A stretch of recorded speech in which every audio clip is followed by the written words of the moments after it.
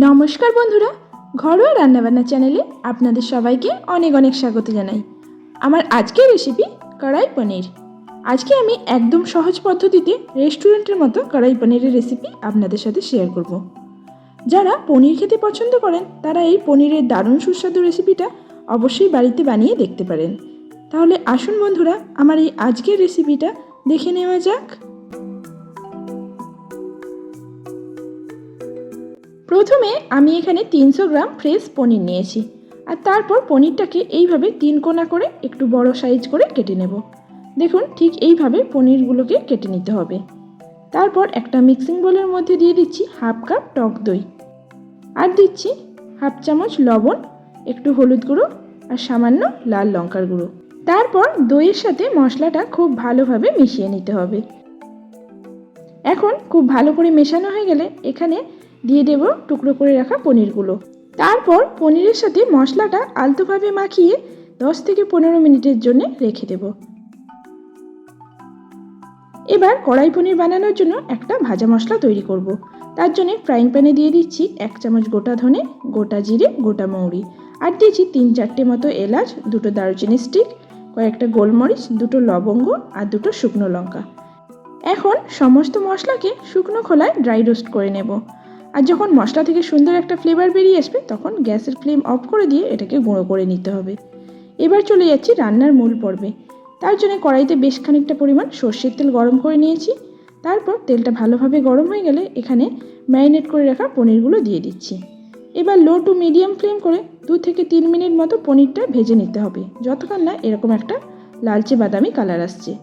তারপর এখানে দিয়ে দিলাম কিউব করে কেটে রাখা পেঁয়াজ, ক্যাপসিকাম, রেড বেল পেপার আর কয়েক টুকরো টমেটো। এখন সব কিছু আবারও 1 থেকে 2 মিনিট মতো ভেজে নিচ্ছি। এখন পনির আর সবজিগুলো ভাজা হয়ে গেলে একে একে তুলে নেব।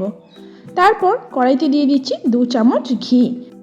আপনারা এই রেসিপিটা ঘিয়ের পরিবর্তে বাটার বা সাদা তেলেও করতে পারেন। এখন ঘিয়ের মধ্যে দিয়ে দিচ্ছি কয়েকটা গোটা গরম মশলা আর হাফ চামচ সাদা জিরে। এখন ফোড়ন থেকে সুন্দর একটা গন্ধ বেরিয়ে এলে তখন এতে অ্যাড করব 3টে মিডিয়াম সাইজের কুচি করে রাখা পেঁয়াজ। এবার পেঁয়াজটাকে লো টু মিডিয়াম ফ্লেম করে 2 থেকে 3 মিনিটের জন্য ভেজে নিতে হবে, যতক্ষণ না পেঁয়াজের গায়ে এইরকম লালচে বাদামি কালার আসছে। তারপর এখানে দিয়ে দেব 2 চামচ আদা রসুনের পেস্ট। এখন আদা রসুনের পেস্টটা দিয়েও আবারও মশলাটাকে লো ফ্লেম করে কষিয়ে নিতে হবে, যতক্ষণ না এর কাঁচা গন্ধটা চলে যায়। এইভাবে 2 থেকে 3 মিনিট মতো মশলাটা কষানো হয়ে গেলে এখানে দিয়ে দেব পরিমাণ মতো লবণ, হাফ চামচ হলুদ গুঁড়ো, হাফ চামচ লাল লঙ্কার গুঁড়ো, আর কালারের জন্য দিচ্ছি সামান্য কাশ্মীরি লাল লঙ্কার গুঁড়ো, আর দিয়েছি 1 চামচ জিরে গুঁড়ো, হাফ চামচ ধনে গুঁড়ো। এখন সমস্ত মশলাটাকে শুকনো অবস্থায় কয়েক সেকেন্ডের জন্য ভেজে নেব, আর তারপর হাফ কাপ মতো জল দিয়ে মশলাটাকে কষিয়ে নিতে হবে। এইভাবে মশলাটা কষালে মশলাটা পুড়েও যাবে না, আর মশলা থেকে সুন্দর একটা কালার আসবে। দেখুন, এইভাবে মিনিট 2 মতো কষিয়ে নেওয়ার পর যখন দেখবেন মশলা থেকে এইভাবে তেল ভাসতে শুরু করেছে তখন এখানে দিয়ে দেব 2টো মিডিয়াম সাইজের কুচি করে রাখা টমেটো। আপনারা এখানে টমেটোর পরিবর্তে টমেটোর পিউরি বা টমেটোর পেস্টও ব্যবহার করতে পারেন। এখন ঢাকনা দিয়ে এটাকে 2 থেকে 3 মিনিট মতো রান্না করব।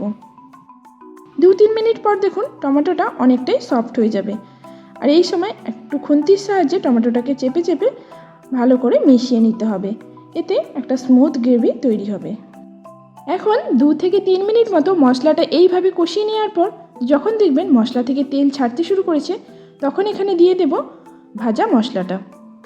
এখন ভাজা মশলা দিয়েও মশলাটা আবারও ভালো করে কষিয়ে নিতে হবে। এই স্পেশাল ভাজা মশলাটার জন্যে কড়াই পনিরের গ্রেভিটা খেতে অনেক বেশি সুস্বাদু লাগবে। এখন এখানে অ্যাড করে দিলাম ভেজে রাখা পেঁয়াজ, টমেটো আর পনিরের টুকরোগুলো। এখন পনিরটা দিয়ে ভালো করে মশলার সাথে মিশিয়ে নিতে হবে, যাতে সমস্ত পনির আর সবজির গায়ে মশলাটা খুব ভালোভাবে লেগে যেতে পারে। আর তারপর ঢাকনা দিয়ে লো ফ্লেমে 2 মিনিট মতো রান্না করে নেব। এখন 2 মিনিট পর এখানে দিয়ে দেব 1 চামচ দুধের মালাই, আর দিয়েছি ভেজে রাখা কসুরি মেথি। এইভাবে হাতে একটু ক্রাশ করে ছড়িয়ে দিলাম। তারপর সমস্ত কিছু খুব ভালো করে মিশিয়ে নিতে হবে। বন্ধুরা, আপনারা চাইলে এখানে ফ্রেশ ক্রিমও ব্যবহার করতে পারেন, তবে আমি এই রেসিপিটা একদম ঘরোয়া পদ্ধতিতে তৈরি করছি, তাই এখানে দুধের মালাই ব্যবহার করলাম। এখন মশলাটা খুব ভালোভাবে কষানো হয়ে গেছে আর মশলার গা থেকে তেলও ভেসে উঠেছে। ঠিক এই সময় এখানে দিয়ে দিলাম 1 বাটি ঈষৎ উষ্ণ গরম জল। তারপর সমস্ত কিছু খুব ভালো করে মিশিয়ে ঢাকনা দিয়ে 2 মিনিট মতো এটাকে ফুটিয়ে নিতে হবে। আর 2 মিনিট পর ঢাকনা খুললে আমাদের একদম ঘরোয়া পদ্ধতিতে তৈরি কড়াই পনির পরিবেশন করার জন্য তৈরি হয়ে যাবে।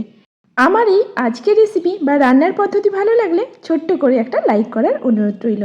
আর পারলে প্রচুর শেয়ার করবেন যারা পনির খেতে ভালোবাসেন। আমার চ্যানেলে নতুন বন্ধু হয়ে থাকলে চ্যানেলটা সাবস্ক্রাইব করে পাশে থাকবেন। আজকের মতো এই পর্যন্ত। খুব শীঘ্রই হাজির হব আবারও একটা নতুন রেসিপি নিয়ে। সবাই খুব ভালো থাকবেন, সুস্থ থাকবেন। ধন্যবাদ।